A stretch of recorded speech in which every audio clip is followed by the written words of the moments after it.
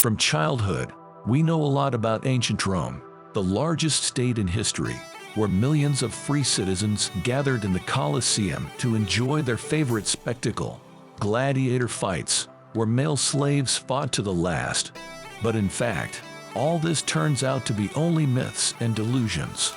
Now let's try to sort out the truth for the next few minutes by talking about the most interesting and common misconceptions associated with ancient Rome. It will be very educational to have pens and notepads. Let's start with geography. The most important myth is connected with the size of the Roman Empire. Many mistakenly believe that it was the largest in history. However, this statement is completely wrong. According to modern data, the area of the Roman Empire was about 4.7 million square kilometers. At the same time, the area of the British Empire, for example, exceeded 33 million square kilometers. Historians estimate the size of the Mongol Empire at 24 million square kilometers, which, by the way, practically corresponds to the territory of the Russian Empire. All in all, according to modern reckoning, the Roman Empire ranks as the 27th largest state in history, sitting between the Mauryan Empire and the Fatimid Caliphate, which you've probably never heard of. By the way, in history books you can often find information about the practice of infanticide in the Roman Empire. It was assumed that infanticide was common among the ancient Romans. Traditionally, infants were subject to the decision of the patriarch of the family, who determined the fate of the child, whether he would live or be destined to die, especially if he had any physical or mental abnormalities that would make it difficult for him to exist independently in the future. There was a notion that infanticide was a common practice in the daily life of the ancient Romans.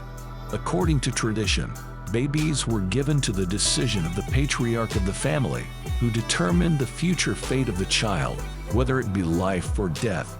This was especially considered the norm when children were born with physical or mental disabilities that were supposed to prevent them from providing for themselves in the future. Some historians believe that the practice of infanticide was perceived as an act of mercy, where the goal was to alleviate suffering, not to cause it. For example, in the case of poor families who could not provide for a child, such slaughter of newborns could be viewed as a concept of mercy. However, in ancient Rome, children were not considered full-fledged people from the moment they were born. Instead, they acquired human status over time, from when they were given a name a few days after birth, and then when they could eat solid food. Another group of historians believe that infanticide served not only to make life easier for some parents, but also to regulate the population. In ancient Rome, it was assumed that there should be an equal number of men and women in the state. However, recent research disproves the myth of mass infanticide and suggests that such a practice could exist, but on a much smaller scale than many thought. Scientists have analyzed the remains of children found in burials from the time of the conquest of Britain by the ancient Romans. They were interested in how widespread infanticide was practiced in ancient Rome. With the help of modern scanning technologies, it was possible to determine with a high probability whether a child was born dead or alive, based on the condition of the bones, if they remained intact. If the bones were intact, then the child was still born, and if damaged, then this indicated that the child was born alive and then died. Using X-ray microtomography, scientists studied the structure of the discovered bone remains and came to the conclusion that infanticide was not common among the ancient Romans. They believe that we can talk about cases of infanticide, but not about mass practice. Another common misconception is that Roman citizens could not do without gladiator fights. To begin with, let's answer a simple question. How is the popularity of TV shows determined in the modern world? The answer is the number of viewers. The same was true in ancient Rome. The Colosseum, which you have probably heard about, due to its impressive size, could accommodate up to 50,000 spectators and had 80 rows of seats. But also in ancient Rome there was another famous amphitheater, known as the Great Circus, built in the time of Julius Caesar. Its capacity, according to various sources, ranged from 150 to 250,000 spectators, which was several times higher than the capacity of the Colosseum. The ancient Romans were passionate about horse racing, and if information about the area is not enough for you, then there is another curious fact. One of the most famous racers in ancient Rome was called Bulla.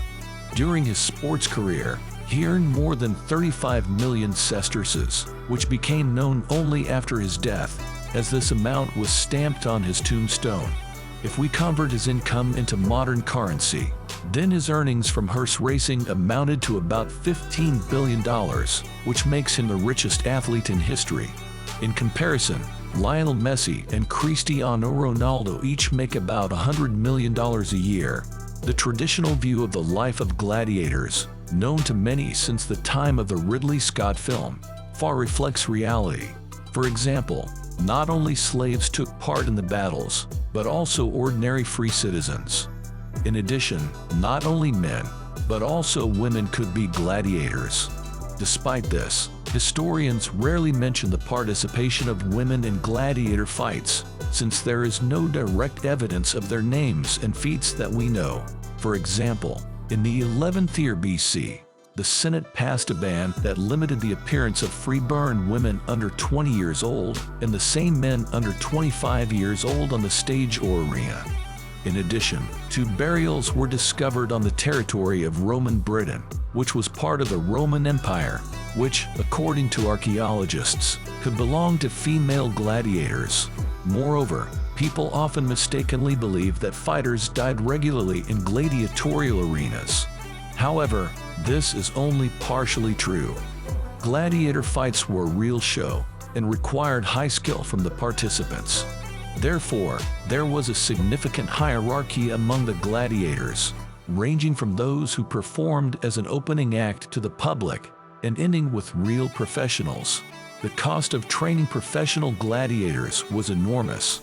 They were trained at a special school called Ritus for about 3 years. The students lived there for free and gave all their strength in order to one day enter the arena and fight, often dying from the enemy's sword. However, this does not mean that gladiators died regularly. In most cases, game organizers or gladiator owners sought to create theatrical performances for the show, where their best students fought with well-honed but non-lethal blows to cause external bleeding but avoid serious injury to the opponent. It's hard to say for sure, but in that case, it was probably some kind of production, similar to modern wrestling. Outwardly, it looked impressive, but in fact all the movements were known in advance to both sides. A good gladiator was a valuable asset that could bring in significant profits, so his services were used for such things that an ordinary and not very rich Roman could only dream of. For example, gladiators could have had access to the achievements of Roman medicine at that time. It is known that the remains of gladiators were found, whose bones had traces of operations and implanted pins. But what happened if the gladiator lost to his opponent in the arena? In most cases, the fight simply stopped. The most successful gladiator recorded, the Syrian Flamu, was defeated several times at different points in time, but this did not stop him from continuing his career. In addition, Flamu refused 4 times offers to stop playing at the games.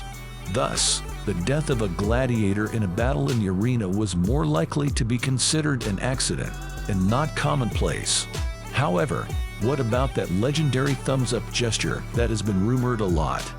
Modern cinema has created a completely wrong idea of how the outcome of the duel was resolved in ancient Rome.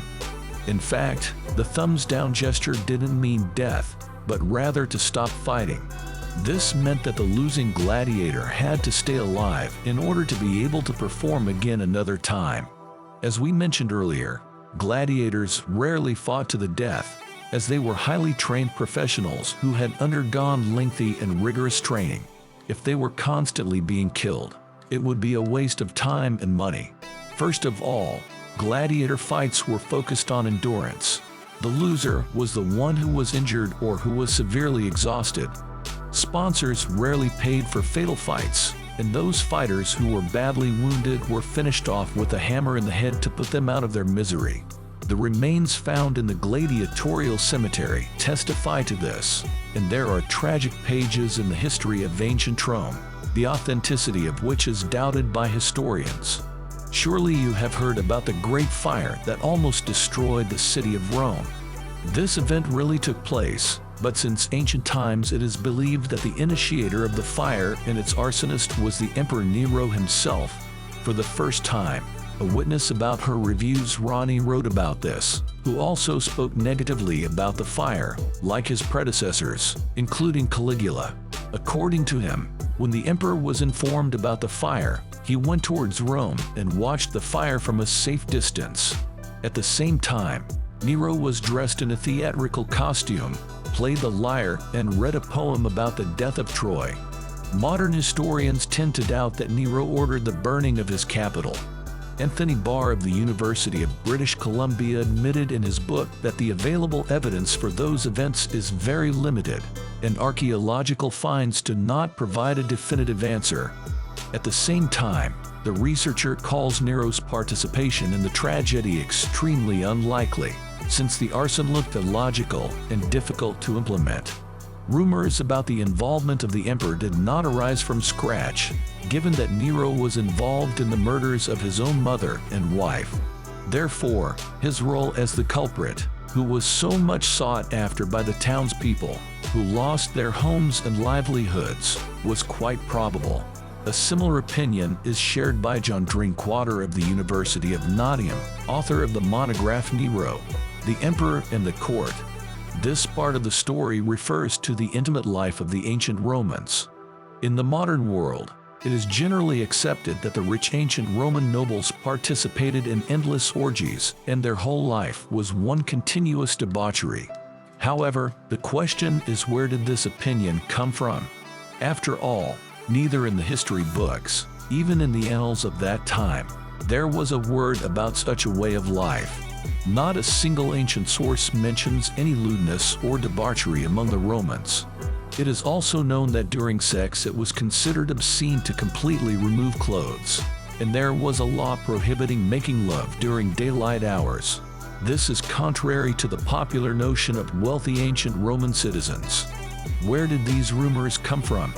The first records of wild orgies and debauchery of spoiled Latins date back to the beginning of the Dark Ages, when the Roman Empire was falling apart due to internal contradictions and the invasion of barbarian hordes. It was at this time that it was beneficial for some people to discredit the Roman way of life in front of posterity. These people were the early Christians, who did everything to present Roman culture in a negative light to their followers. Unlike the events of the First and Second World Wars, there are many undisclosed moments and unexplored pages in the history of ancient Rome. However, this is precisely what makes this era especially interesting for research. Who knows what discoveries archaeologists and historians will make in the next 20 years, and what new aspects of ancient Rome we will learn next.